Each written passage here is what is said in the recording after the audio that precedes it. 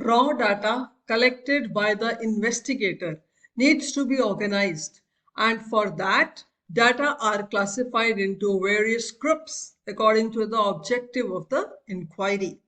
This process of grouping related facts into classes is known as classification of data. Let's understand how exactly it is done. Hello everyone, welcome to our Eco Studies channel. I am Poonam Vora, your instructor from Egypt, bringing 28 years of dedicated CBSE teaching experience. We are introducing series for our subjects to give you an insight of our offered courses on our website that will help you prepare for CBSE and CUET examinations.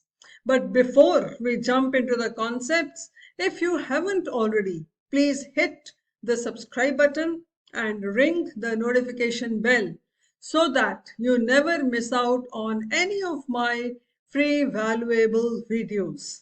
And if you like the content, then don't forget to give this video a thumbs up and share with your friends.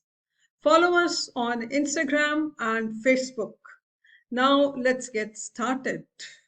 Hello everyone. After having understood some of the learning objectives of this particular section, let us begin with classification of data. Before organization of data, we need to classify the data. And for classification, let's understand what are the requisites of a good classification. Most important is its suitability. The classification should conform to the object of the inquiry. For example, if the investigation is conducted to inquire into the economic conditions of workers, then it will be of no use to classify them on the basis of their religion. Secondly, it should be unambiguous. The classification should not lead to any ambiguity or confusion. It should not be difficult to place the unit into different groups according to their common characteristics. Third, it should be exhaustive in the sense that every unit of the series should find a place in one group or other. Then a good classification should be capable of being adjusted according to the changed situations and conditions. So there should be a lot of flexibility while classifying data. Then it has to be mutually exclusive. That is, the classes must not overlap so that an observed value belongs to one and only one of the classes. There must be no item that can find its way into more than one class. Then sixth, the principle of classification is decided should remain the same throughout the analysis. Otherwise, it will not be possible to get meaningful results. So there has to be stability while making a classification. And last but not the least, there has to be homogeneity. Classification is homogeneous if similar items are placed in a class and all units belonging to a group should exhibit similar characteristics. Methods of classification. There are four bases of classification. 1. Geographical classification. 2. Chronological classification. 3. Qualitative classification. And 4. Quantitative classification. Geographical classification is when the data are classified with reference to geographical locations. In this case, it is the states, or it can be countries, cities, districts, and so on. This is also known as spatial classification. That is chronological classification. It is one where the data are grouped according to the time. In this case, it is the years. In such a classification, data are classified either in ascending or in descending order with reference to time such as years, quarters, months, weeks, and so on. In qualitative classification, data are classified on the basis of some attributes or qualities like honesty, beauty, intelligence, literacy, marital status, and so on. In this example, population can be divided into males and females, which are further classified as literate and illiterate. So there is no data involved. It is qualitative.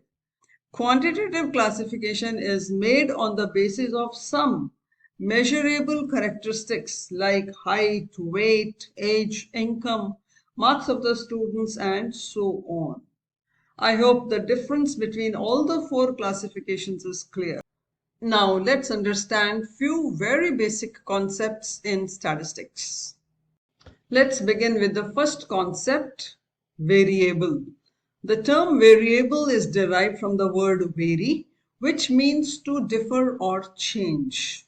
So variable is a quantity or attributes whose value varies from one investigation to another.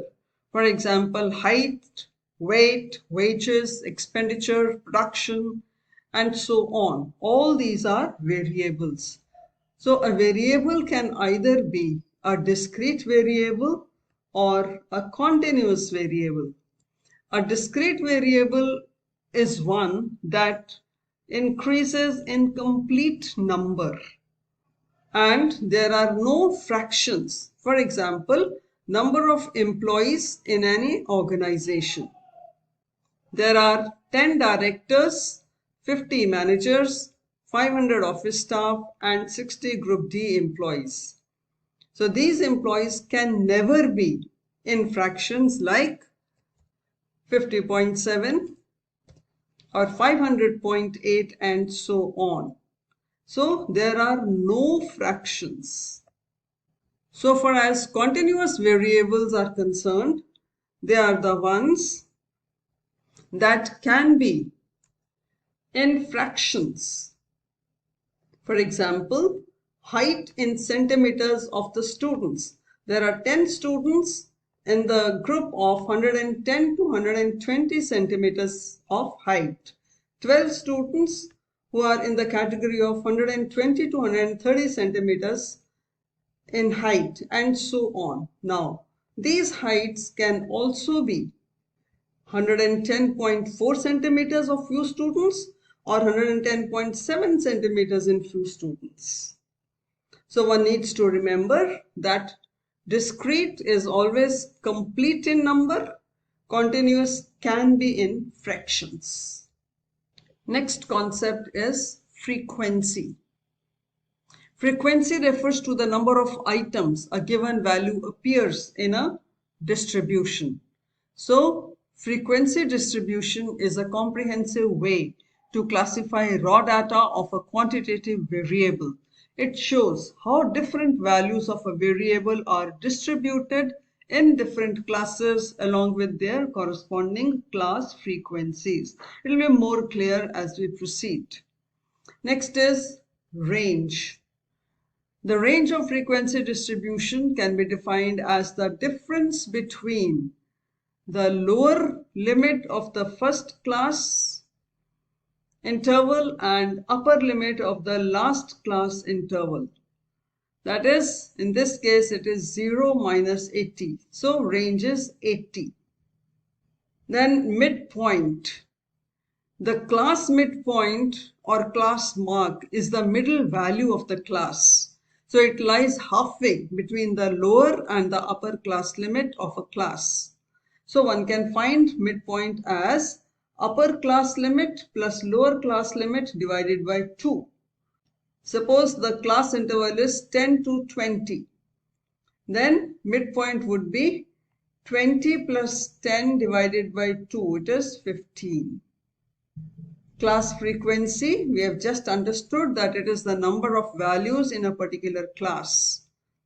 Then is class width.